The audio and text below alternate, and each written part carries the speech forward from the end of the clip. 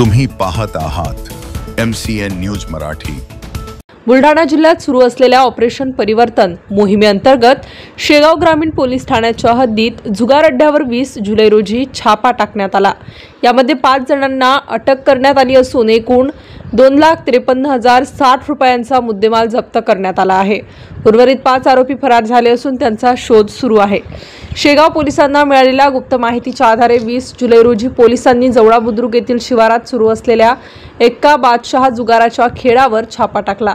Police निरीक्षक प्रवीण लिंगाडे यांच्या नेतृत्वाखाली पोलीस उपनिरीक्षक गजानन शिंदे व त्यांच्या पथकाने सायंकाळच्या सुमारास केलेल्या या कारवाईत 5 आरोपींना अटक करण्यात आली असून 5 आरोपी घटनास्थळावरून फरार झाले आहेत।